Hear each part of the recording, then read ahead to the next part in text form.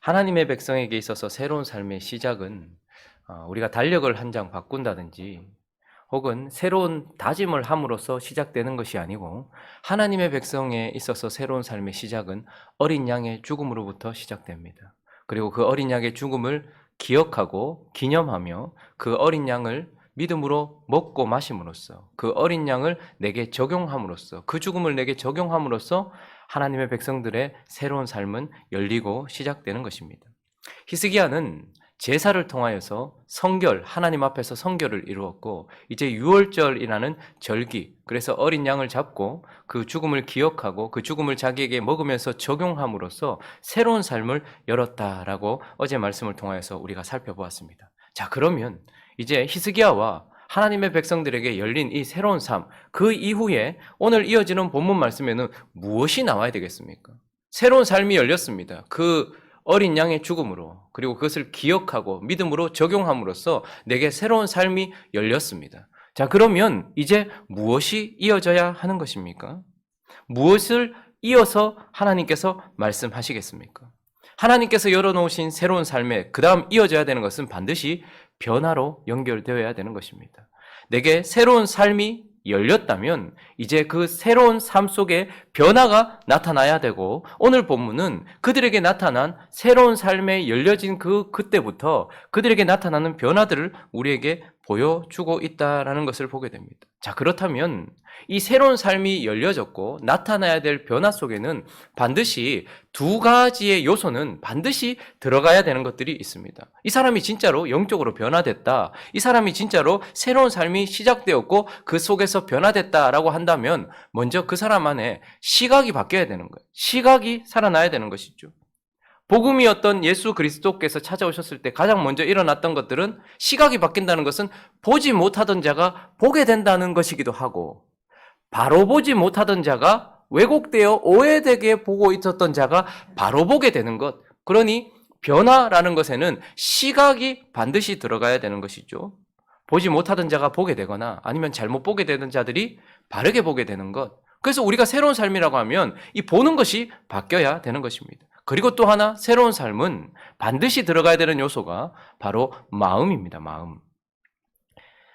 세상의 학문은 행동을 바꾸려고 합니다. 그러나 하나님은 본질부터 바꾸십니다. 그래서 어떤 행동을 했느냐보다 더 중요한 것은 어떤 마음이었느냐, 그리고 그 마음으로 행동했느냐라는 것입니다. 그러니 영적이고 또 새로운 삶에 나타나는 변화는 반드시 이런 시각의 변화와 그리고 마음의 변화가 들어가야 되는데, 오늘 본문 말씀을 통해서 그들에게 나타난 새로운 삶에 열려진 그곳에서 나타난 그들의 변화 몇 가지를 살펴보려고 합니다. 그 첫 번째는요, 영역을 좀 나누어서 우상에 대하여서 그들이 어떻게 변화되었는가를 오늘 본문이 먼저 이야기해주고 있는데, 자, 1절 말씀 한번 읽어볼까요? 1절 말씀 시작. 이 모든 일이 끝남에 거기에 있는 이스라엘 무리가 나가서 유다 여러 성읍에 이르러 주상들을 깨트리며 아세라 목상들을 찍으며. 자, 그들이 이제 이 모든 일이 끝났다라고 말합니다.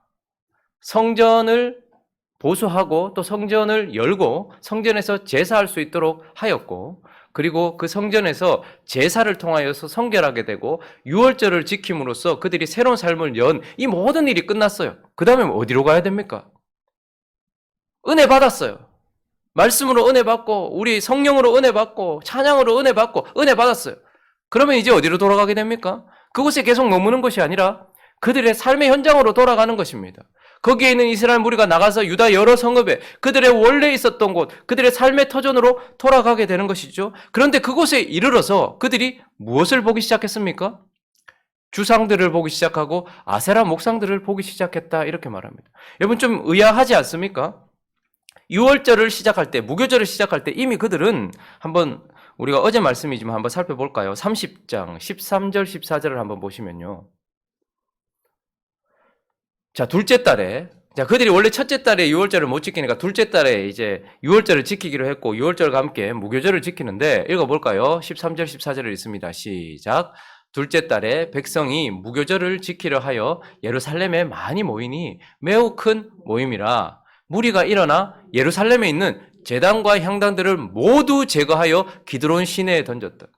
히스기야는 계속해서 개혁했던 사람입니다. 그리고 유월절을 지키기 전에 그들이 예루살렘에 있는 제단들과 향단들 모두를 다 제거했다. 그래서 기드론 시내로 버렸다 이렇게 말해요. 그러니까 나름대로 그들은 이거 우상이다 싶은 것들은 다 버렸단 말입니다. 그런데 유월절을 2주간이나 지내고 난 이후에 그들이 그들의 삶의 터전에 돌아갔을 때에 우상들이 보였다라고 말하고 있어요. 무슨 말입니까?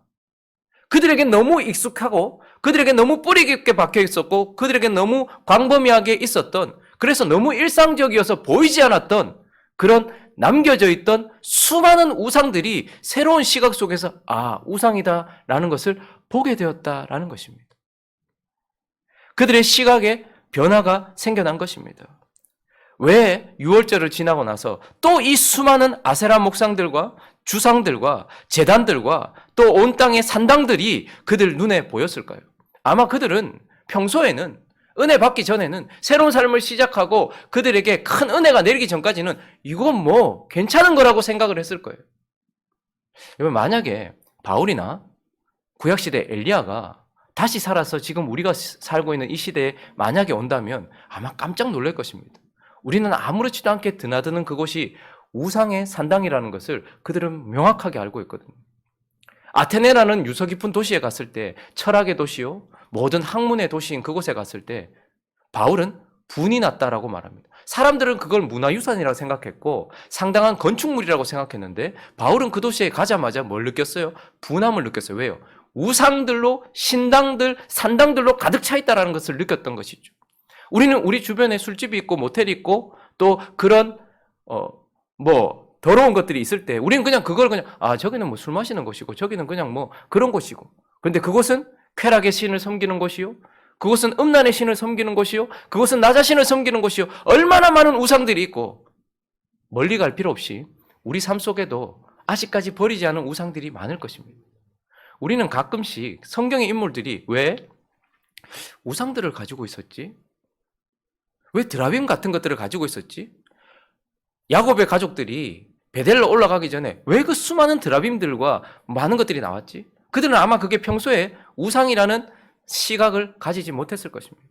우리의 삶에도 우리는 그냥 평소에는 그냥 내 삶의 한 부분이라고 생각했던 것이, 그들도 그들의 유다 성읍 다른 먼 곳이 아니에요. 항상 그들이 있었던 곳이에요. 그런데 돌아갔더니 그곳에 우상들과 산당들과 아세라 목상과 주상들이 가득하다는 것이 눈에 보이기 시작했던 것입니다.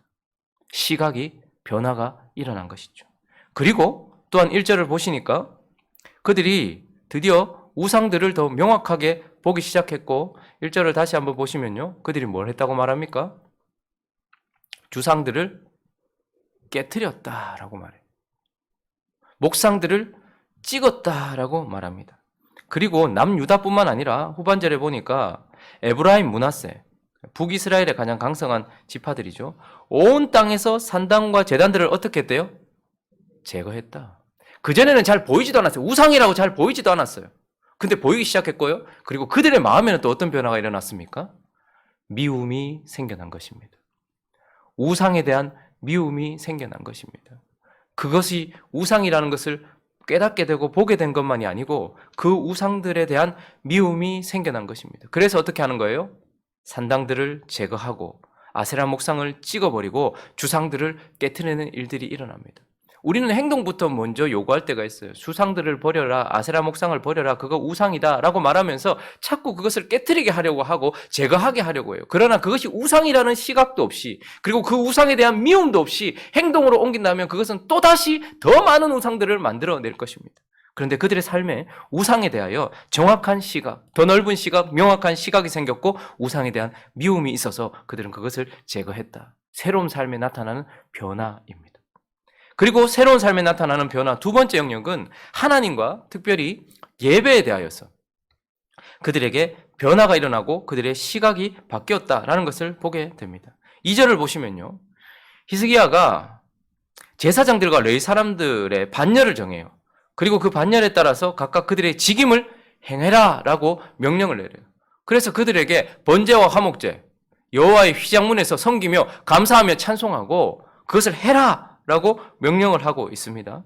4절도 보시면요, 또 예루살렘 사는 백성들에게는 제사장들에게 그리고 레위 사람들에게 몫의 음식을 줘라. 그래서 그들이 예배하고 제사하고 율법에 힘쓰도록 그들이 할 수 있도록 해라라고 백성들에게 명령을 해요. 자, 이스라엘 백성들의 삶의 한 중심에는 언제나 성전이 있었어요. 그게 그의 아버지 때에는 닫혀 있기도 했고 히스기야 때에는 열려 있기도 했죠. 그런데 그들이 항상 보던 성전에서 지금 히스기야도 언제나 성전을 바라보았죠. 그런데 그의 변화, 그의 시각의 변화는 무엇이냐면 그 성전이 거기 있는 것만이 아니라 그 성전에서 레위인들과 제사장들이 하나님을 제사해야 되고 찬양해야 되고 예배해야 되고 율법을 가르쳐야 된다는 거죠. 성전이 성전의 기능을 해야 된다라는 새로운 시각이 생겨난 거예요. 그곳에 성전이 있고 문을 열고 깨끗해진 것만이 아니라 그 성전에서는 하나님이 임재하시고 예배를 해야 된다는 거예요. 제사를 드려야 된다는 거예요. 제사장들은, 레위인들은 율법에 힘써야 된다는 거예요. 그러니까 그의 시각에 무슨 변화가 일어났습니까? 성전만 있는 것이 아니라 그 성전에서 하나님이 임재하셔야 된다라는 하나님의 임재에 대한 갈망, 그리고 하나님이 거기 계셔야 된다라는 바른 시각이 생겨나기 시작했고, 그곳에서 우리는 레위인들과 제사장들과 함께 모든 백성들이 예배해야 된다. 그래서 제사가 아침 저녁으로 번제와 화목제가 드려지고 하나님께 예배해야 된다. 그리고 제사장들과 레위인들은 자기의 거룩한 직임을 수행해야 되고, 백성들은 그들이 거룩한 직임을 할 수 있도록, 예배를 드리는 우리의 모든 삶이 되어질 수 있도록 그들의 몫을 주어서 그들이 할 수 있도록 해야 된다라는 하나님에 대한 바른 시각, 그리고 그분을 예배해야 된다라는 바른 책임감, 그리고 율법을 지켜야 된다라는 바른 책임으로 그의 시각이 꽂히기 시작했다라는 것입니다. 그래서 왕은 이제 레위인과 제사장들에게는 하나님을 예배하도록 해라라고 그들의 직임에 대하여 명령했고, 백성들에게는 그들이 예배할 수 있도록, 율법에 힘쓸 수 있도록 그들에게 음식의 몫을 줘라, 11조를 줘라 라고 명령을 했던 것이죠. 그러니 히스기야의 시각에 무슨 변화가 일어난 것입니까? 성전이 그냥 서 있는 것, 그것이 아니라 그곳에서 예배가 드려져야 된다라는 시각으로 변화되었죠. 우리도 마찬가지입니다. 교회에 앉아있다고 저와 여러분이 그냥 성전이라고, 그게 아니라 우리 속에서 끊임없이 분향이 올려드려지고 등불이 켜져 있고 하나님을 향한 찬송이 끊어지지 않는 성전에 예배하는 삶이 우리가 되어야 된다는 우리 자신에 대한 시각의 변화가 일어나야 되는 것이죠. 그렇게 히스기야의 변화된 시각은 그렇게 명령을 내렸고 그때 놀라운 일들이 일어납니다. 그들 마음속에 이 명령을 받았을 때에 그들이 지금 어떻게 했는가가 5절과 6절에 드러나는데, 자, 5절 말씀 읽어볼까요? 시작. 왕의 명령이 내리자 곧 이스라엘 자손이 곡식과 포도주와 기름과 꿀과 밭의 모든 소산의 첫 열매들을 풍성히 드렸고 또 모든 것에 11조를 많이 가져왔습니다. 여러분, 지금 저건 레위인과 제사장도 먹여 살려라, 헌금 많이 해라 이런 말이 아니라 예배할 수 있도록 조치해라, 너희들에게 주어진 일을 조치해라 라는 명령이 내렸을 때에 그들은 어떻게 했다는 거예요? 첫 열매를 하나님께 드렸다라고 말합니다. 이것은 가장 사랑의 표현입니다. 가장 사랑하는 자에게 우리가 하나님께 첫 것을 드린다라는 것은 하나님도 자신의 첫 열매이신 그 아들 예수 그리스도를 우리에게 주셨던 것처럼 우리 또한 우리의 가장 소중한 것을 내 가장 소중하신 분에게 드립니다라는 의미가 첫 열매를 드린다는 거예요. 그리고 거기에서 11조로 드린다는 건 뭐예요? 이분이 나의 주인입니다. 그냥 단순히 주인이 아니고 내가 사랑하는 주인입니다. 11조를 드릴 때 이분은 내 주인입니다. 그런데 내가 사랑해서 내 전부를 드려야 될 주인입니다. 그런데 그분이 명령하신 대로 10의 1을 떼어서 열의 하나를 구별하여서 하나님께 드립니다. 그러니 첫 열매를 드리고 11조를 드렸다는 것은 그들이 하나님과 하나님을 예배하는 삶에 대한 사랑과 열정으로 그 마음이 불탔다라는 것을 보게 되는 것입니다. 6절도 보시면요, 유다 여러 성읍에 사는 이스라엘과 유다 자손들도 소와 양의 11조, 또 그들의 하나님 여호와께 구별하여 드릴 성물의 11조. 11조라는 말이 계속해서 나오고 있어요. 첫 열매의 11조는 단순히 헌금이 아니고 내 사랑하는, 내가 가장 소중하게 생각하는 존재, 내가 가장 소중하게 생각하는 나의 주인에게 내 소중한 것을 드립니다라는 사랑의 표현입니다. 그리고 예배를 할 수 있도록 하기 위한 열정의 표현인 것입니다. 이때가 언제입니까? 남유다가 지금 아수르 때문에 망하기 일보 직전입니다. 전쟁이 나가지고 계속해서 침략을 받고 있기 때문에 자기 먹고 살기도 힘든 상황이에요. 그런데 이때 진짜 어울리지 않는 말이 무엇입니까? 첫 열매라는 말이고 11조라는 말입니다. 그런데 그 순간에 그들의 마음이 어떻게 변한 거예요? 하나님을 향하여, 성전을 향하여, 예배하는 삶을 향하여 사랑이 불타오르고 있고 열정이 불타오르고 있는 것을 보게 되는 것입니다. 그러니 그들의 삶에 이제 하나님과 예배에 대하여 어떻게 바뀌었다는 거예요.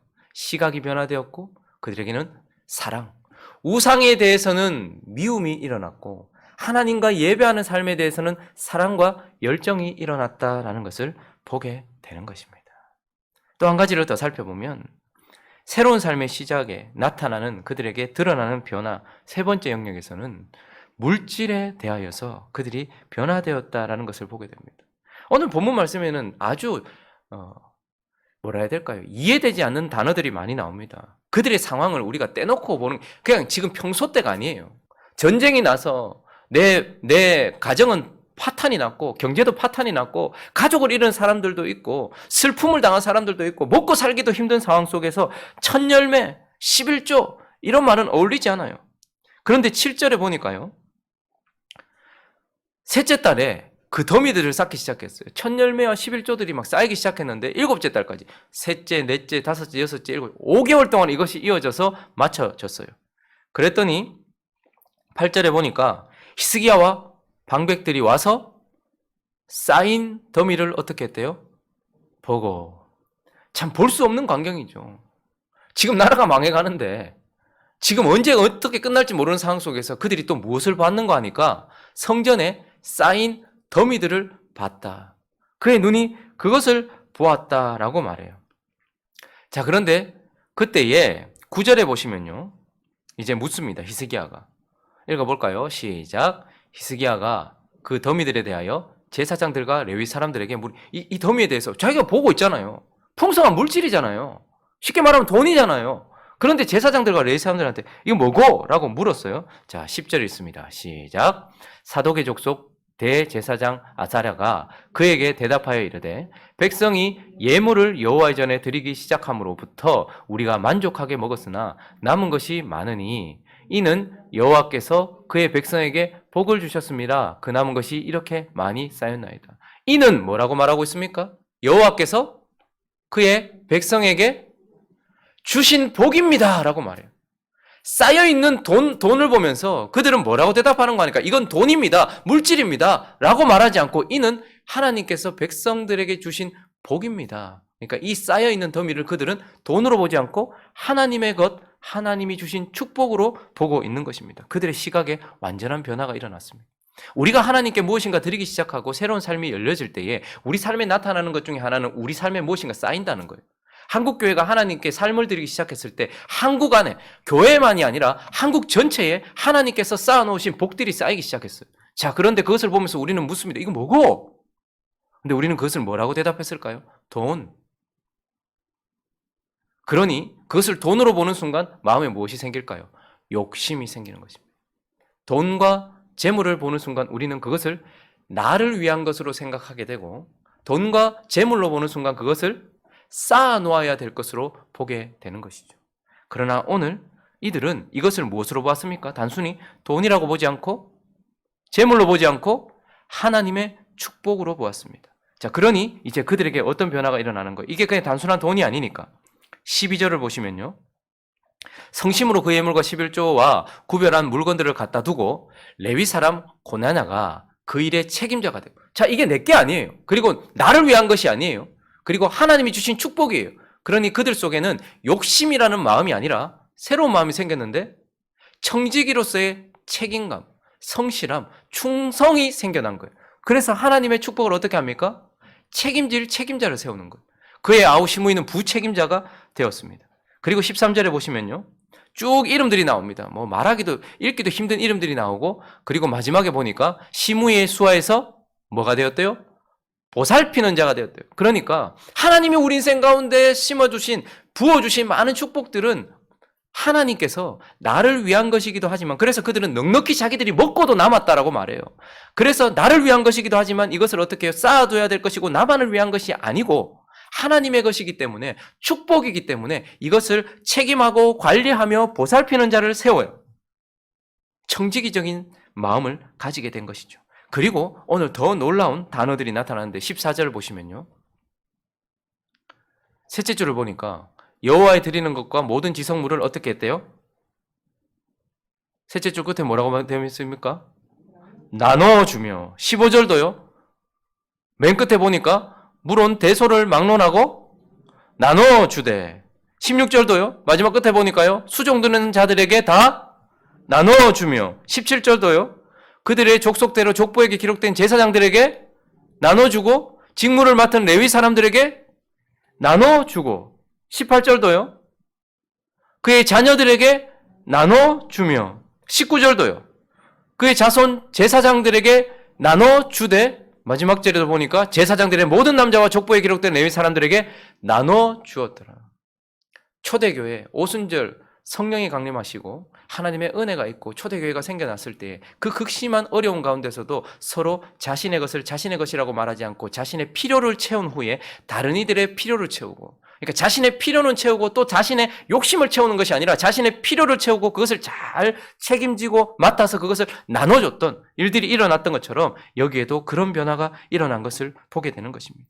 그러니 그들은 그것을 돈으로 보지 않고 하나님의 축복으로 보았고, 그렇기 때문에 그것에 대한 욕심을 가진 것이 아니라 그것에 대한 책임감 있는 청지기적 성실함을 가지고 충실함을 가지고 그것을 대하였다라는 것을 보게 되는 것입니다. 어린 양의 죽음과 그 죽음을 내게 적용하여 새로운 삶이 열려졌을 때 이러한 변화들이 일어난 것입니다. 우리는 히스기야를 따라오면서 우리는 하나님 앞에 성결해야 된다라는 것을 보았어요. 자, 그러나 그 성결은 반드시 새로운 삶으로 이어져야 된다라는 것을 우리는 기억해야 합니다. 자, 그리고 그 새로운 삶을 열었다면 반드시 그 새로운 삶에는 변화가 일어나야 된다라는 것을 우리에게 말하고 있어요. 어떤 변화요? 우리 삶의 우상을 바라보고 그 우상에 대한 미움을 가지는 변화. 그리고 우리 삶에 하나님과 예배하는 삶에 대하여서 바라보고 그것에 대한 열정과 사랑으로 일하는 변화.